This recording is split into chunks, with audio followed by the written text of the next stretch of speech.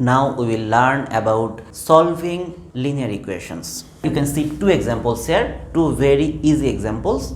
We need to solve them. Let's see the first example. 5x plus 2 equal to 2x minus 7. At first, we will bring the x's in our side and the constants to the another side. We write the 5x here. We want to bring this 2x to this side.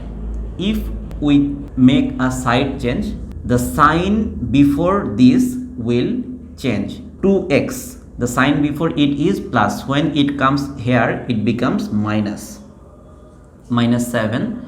If we want to take these two to right side, its plus will turn into minus.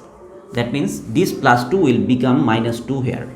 So 5x minus 2x, 3x equal to minus 7 minus 2 minus 9, x equal to minus 9. These 3, if we transfer this 3 from left side to right side, it will take its position in denominator. Here it was in multiplication shape, here it turns into division shape. So x equal to minus 9 by 3, that means minus 3.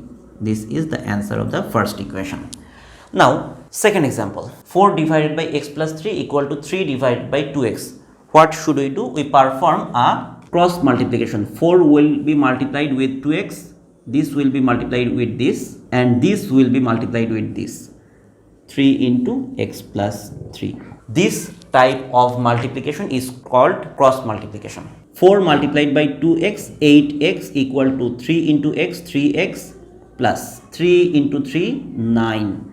So 8x, if we transfer this 3x from right to left, this plus 3x will become minus 3x equal to 9. So 8x minus 3x, 5x equal to 9, x equal to 9 by 5. This is our answer.